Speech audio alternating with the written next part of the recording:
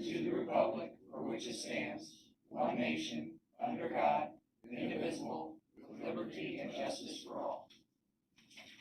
Good morning, everybody. Good morning. To the Board of Supervisors meeting, July the 21st, 2020. Is there any changes to the agenda? I have none. We meet with the department heads and elected officials. Terry Johnson, County Auditor. Good morning.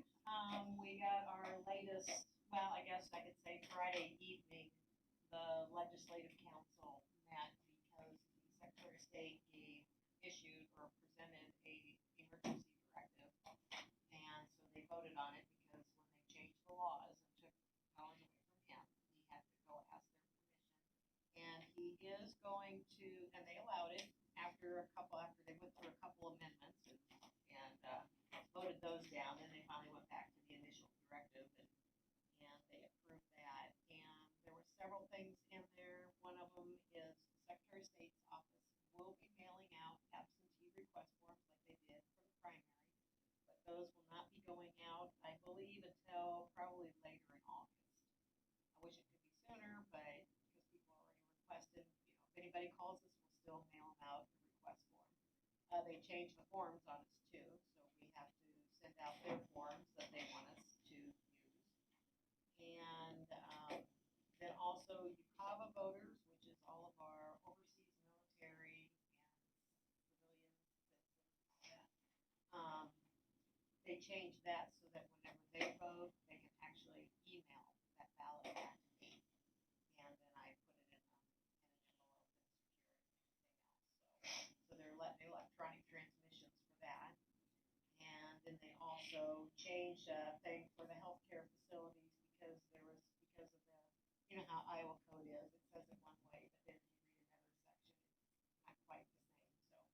So they did a correction for the healthcare facilities too.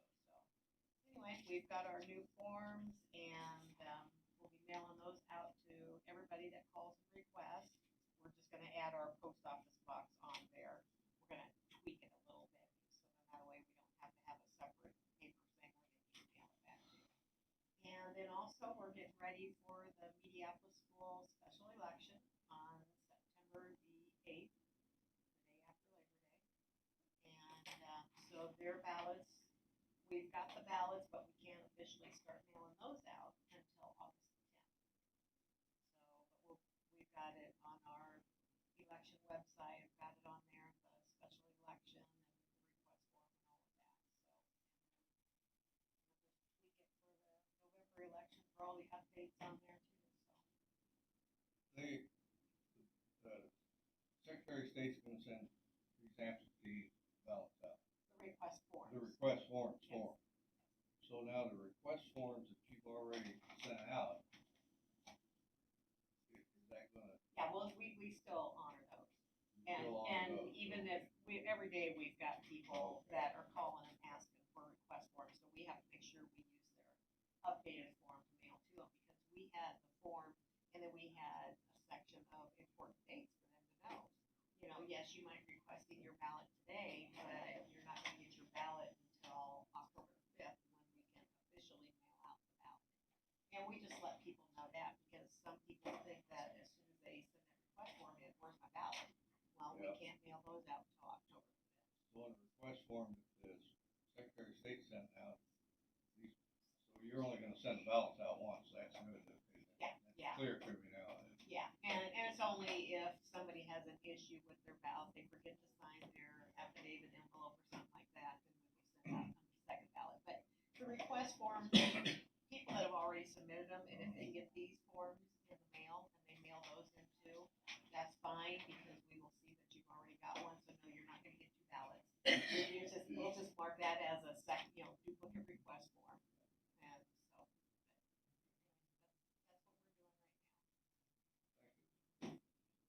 Colin Durst, IT. Just keep busy like always, nothing new to report. Sheriff Johnston. Good morning. Just trying to get back in the saddle after being off for a couple of weeks, so everything's going good at the ESO. Of course, we're in the hiring process. We have 2 openings So we're going through that process right now and trying to find a couple of good candidates to fill those positions. So we'll be probably presenting at least one to you guys here in the next couple of weeks, for hire. But other than that, we're keeping busy with the normal summer stuff, doing a little river patrol, those kind of things. So we're, For the fish biting? well, I don't know what the bear's called. So. No, I don't, I guess the river is, I mean, the fish are biting, depending on what you're looking for, because it is up a little bit, so, but again, it's still high, and, we still have a lot of people out on the water, and some of them not doing so well with social distancing, which is kind of an issue for us, I think, large groups of kids, which, we don't recommend, but, it's the river and it's summer, so. Thank you. Doug Irvine, jail administrator. Everything's, keeping busy at the jail, of course. Population's holding steady right around that 65 mark. I think we had 67 this morning, and that's been where it's held for several months now. We do have 5, 6 awaiting to go to different facilities. All the facilities are requiring inmates to get COVID tested before going. The state's still providing those tests, and they're getting them back to us within the week. So that's great. And as soon as we get those tests, we can get them to the prisons. We did though have our first inmate test positive for COVID last week. He was in our facility for a couple days before the judge did let him go though. So he was in our quarantine area. Nobody else is exhibiting any signs or symptoms, nor was the person who tested positive. We are gonna test hopefully later this week. When we get enough tests in, test staff if they wish to be tested. Other than that, it all went as smooth as could be for the circumstances. Are your tests swabs or are they what? Swabs. Thanks, Doug. Yes. Angie Vaughn, safety. Good morning. I'm working with something that's a little unusual, but I'd give you guys a heads up. We had a situation with one of our groups where, someone just decided they didn't want to have to be bothered by road crews and actually drove into one of the road crew guys, trying to go around him. This is not the first time we've seen this happen. Last year we had a guy, his elbow was hit by a car, so they flew past him. It's just getting out of control, so I've talked with the county attorney's office, asking them about what we can do, and I'm gonna be pushing for the same kind of fines, the same kind of penalties in town as on the highways. These guys shouldn't have to be out there risking their lives trying to maintain our roads for us. And there's no excuse for the behavior that was exhibited. He specifically told him to get the hell out of his way and get in his car. So we'll see how it goes, but I'll keep you guys updated. I may have to come back and ask for your help too, as far as what the county's policies are, but we've gotta make sure that this kind of behavior is stopped. That'd be something you need to talk to Sheriff Johnson about. So, is that within the city? That was actually in West Burlington. He was delivering newspapers in the morning, and they had the road blocked off, and was painting, and he didn't want to get out of his car and walk down to the 2 mailboxes, or even hand it to the guys. The guy said if he'd have handed me the newspapers, we'd have put them in the mailbox, and got quite belligerent with them, and hit one of them. Not hard, but hard enough that it threw him onto the hood of the car. So, Should be some code section currently. well, the county attorney's office said they didn't know if that was considered a construction zone, which shocked me. So he's gonna talk to Lisa and find out more, but It probably isn't considered a construction zone because they don't just painting lines. They'd have that marked They had everything marked off then. Yeah, but they'd have to tell people like twice before they get to the. they don't- Brian can tell you about that. right, Yeah, he Brian? knows. So Brian, what, I would honestly think that you'd be into the realm of assault. Past the construction zone issues, use your vehicle in that kind of manner. But I'm far from an attorney, as you all know, so, yeah, how many issues do you have with it? the closer you get to the urban areas, more of an issue you have. So we don't have a lot of issues, but people have, it's actually a mixed bag. I mean, you get some frustration, and our flaggers, a lot of times when we do projects big enough to have the proper signing, it's a contractor doing the flagging, and they take quite a bit of abuse, verbally. Cause I do talk to them periodically when they're out working for us. But, but yeah, the other issue is people on their phones and not seeing the stuff soon enough. We've had issues that way too, and it's a dangerous place to be. You have to be on your toes, unfortunately, because and I understand what you're saying, because I wish, law enforcement before has said we can't do something because you didn't have whatever sign up, but you do the best you can with the operation you're doing, and you don't always apparently hit whatever standard the county attorney's office wants, and there's a balance there. It's happened for us too, and it's just the nature of it, so I can't really speak to what exactly they look for. But again, somebody is angry enough, whether it's even in construction or not, that they're gonna hit you with their vehicle. There's other issues there, I would think. There's definitely a code there somewhere. Okay, well, just keep us informed on that, and thank you for the update on that. Ken Hyman, mental health director, or CPC, or whatever you are. Yep. Well, our Southeast Iowa Link region, has mobile crisis, and we've started getting, I think they had their first response just recently, I heard. So over in, Fairfield. So mobile crisis in our region, we have an 8-county region, and right now mobile crisis, is being done by a community which is out of Johnson County. And they're serving Keokuk County, Washington County, Louisa County, and Jefferson County to start this program for the SEAL region. So only half of our counties have mobile crisis. Moines County doesn't have it yet. Probably in the next 6 months to a year, they'll be down in Des Moines County and Lee County. We're gonna be the last, there's 3 phases to it, so we'll be phase 3. We'll be the last ones to get mobile crisis. It's a nice thing when, the people can respond to a person in crisis at the location that they're at. So it's a new service, and it is one of those, mandated services the state wanted us to start. And, it's just getting started, but I have a little bit of information, but it really won't be here for another 6 months to a year, so I'll probably wait to put that out when it is in our area. Okay. Thank you, Ken. Brian Carter, secondary roads. Good morning. Projects are moving along. I mentioned last week, but Gear Avenue is open now. It's done, but, the seeding just got done at the end of the project, and we've got a few folks out there that are frustrated, but it's not a great time to grow grass. So if it doesn't take, we'll obviously have to deal with it this fall. So I guess if you guys get any calls, feel free to pass them on. They've probably already talked to us. But just the way it is, just the timing of the project ended. So it did get all seeded, but there's still obviously quite a bit of grass that needs to grow.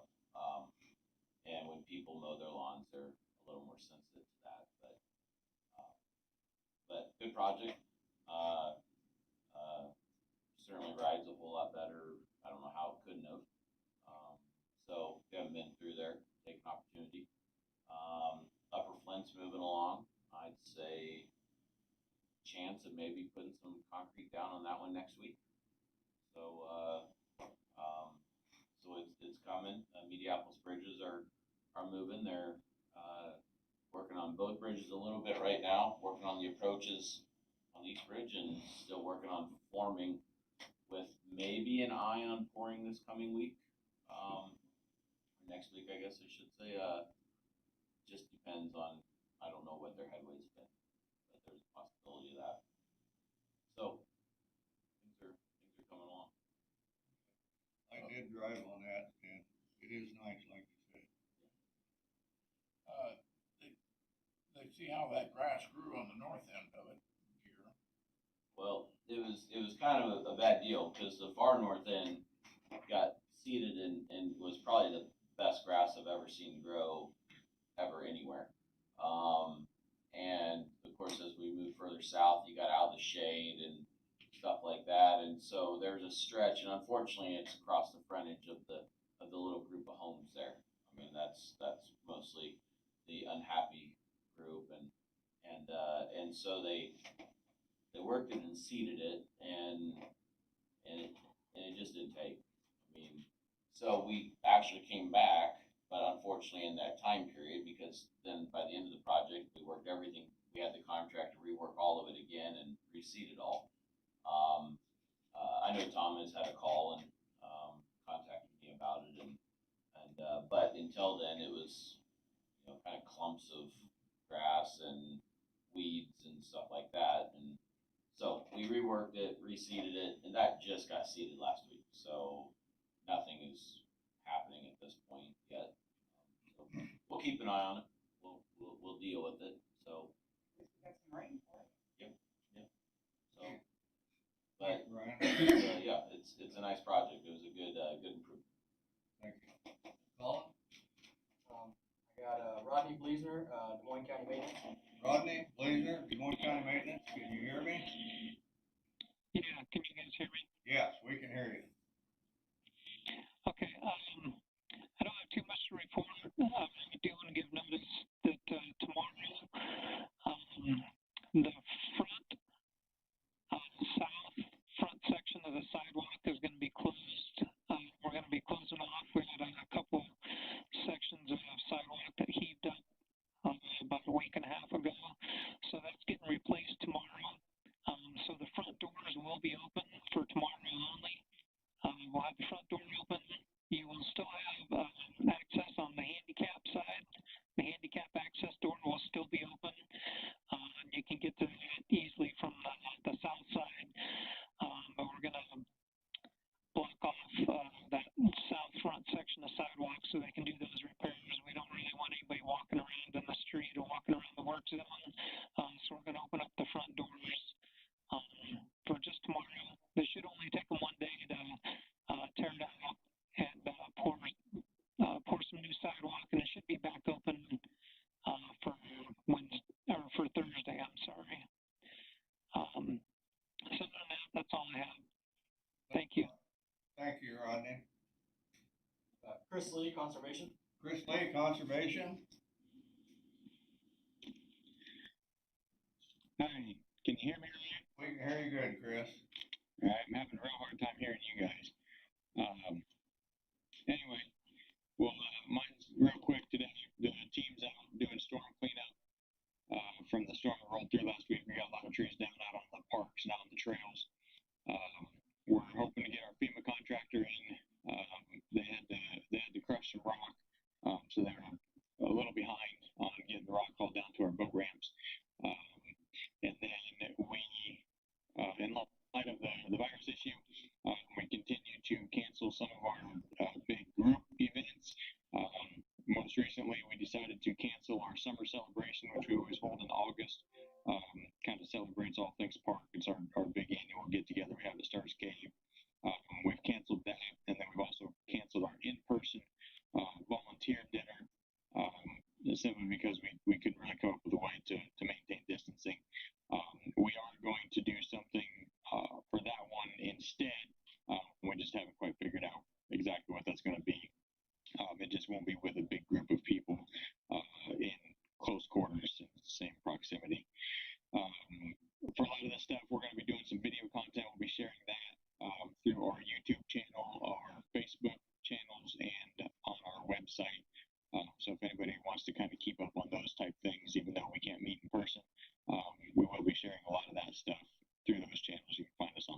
So that is it for this week. Thanks, Chris. Jared Lassiter, land use. Jared Lassiter? Land. Morning. I really don't have anything specific to report today. I've had a few new land use inquiries, but nothing substantial. Don't have anything on the agenda. And might have a minor subdivision coming through here soon, but still waiting on that to be submitted. So I really don't have anything to report. Thanks, Jared. Jackie Meyer, clerk of court. Jackie Myers, clerk court. Good morning, everyone. I don't have a lot new to report other than we've been very, very busy in both offices with in-person hearings resuming and with all the protocols that are put in place by state court administration. We've just tried to get it figured out what works best for our offices and for the public. But overall, just real busy and just feeling great to have folks able to come in and come to our offices. So that's all I have. Thanks, Jackie. Lisa Schaefer, Des Moines County Attorney. Lisa Schaefer, Des Moines County Attorney. Hi, good morning, everyone. Just a few things. We had an attorney who tendered his resignation. He was actually our newest hire, originally from Omaha, and decided he was feeling a little isolated here in Burlington, especially during COVID, and has just basically decided to return to the Omaha area. So we're sorry to see him go, and we're actively looking for a substitute position. Working on the Carpal project, which is our data management system, to get that transferred over. Hopefully, I think we're still shooting for the October date. I believe we are actually ahead of schedule. So thanks very much to Colin and his crew for helping us with that project. As Jackie mentioned, we are resuming in-person court. Had our first COVID exposure on last week. So kind of dealing with how to handle protocols for when we do have that issue. So far, I think it's been fairly smooth. We have been resuming depositions, and thanks to the Board of Supervisors and the Auditor's Office for allowing us to use the Board of Supervisors room. And we're going to start using that tomorrow with some depositions that we have. So hopefully we'll have all of the discovery done. So when we're ready to begin jury trials in September, we're all ready to go. Other than that, just kind of reviewing some of the new law changes that came out of Des Moines and how it'll affect the county, our office, and obviously the criminal justice defendants that we have. So we're staying busy. Thank you, Lisa. That's all I have. Okay.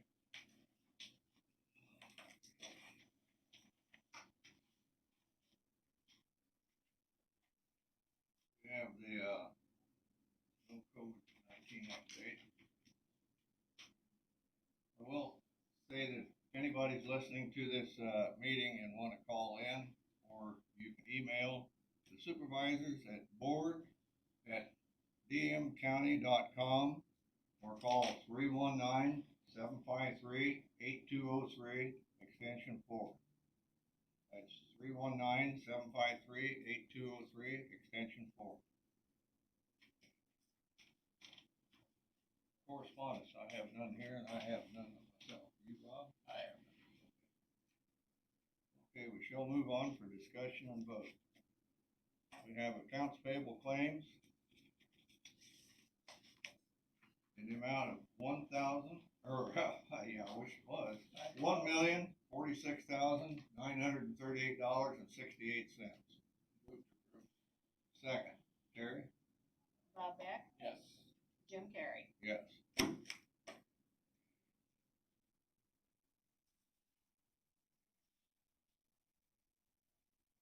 We have a cigarette tobacco license for the River Mart, and everything is, the auditor always checks these over, so they are in good shape for us. Second, Terry? Bob Beck, Yes. Jim Carrey. Yes.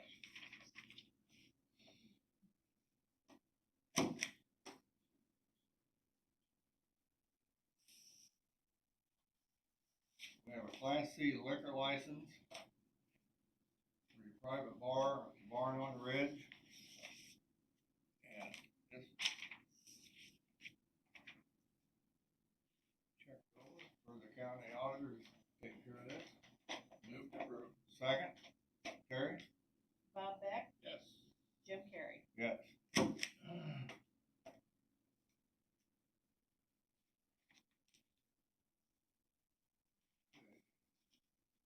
we have a report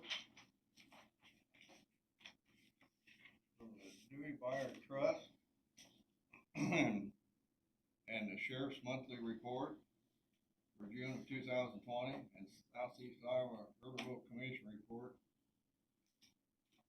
And these reports will be on file for reviewing at the county auditor's office.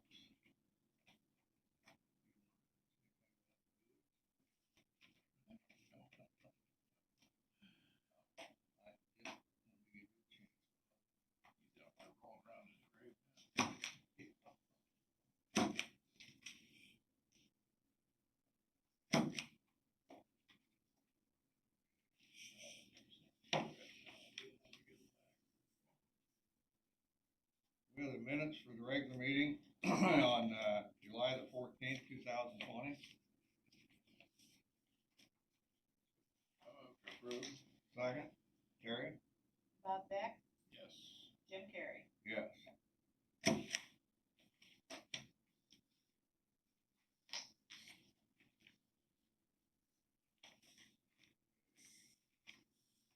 Is there any other business? I have none. I have none. Future agenda items. We'll put something. I have no future agenda items. Committee reports. Sheriff Johnstone and I attended a DOSCOM meeting. And, wouldn't say everything went our way, but we, city folks.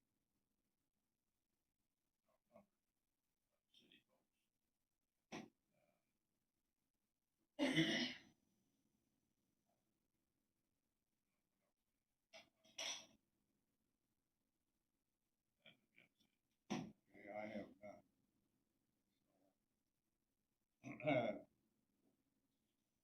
It's time for the public input.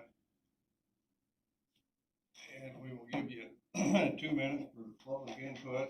We'll put it on the clock and you can call 319-753-8203, extension 4. And we will give you 2 minutes, starting now.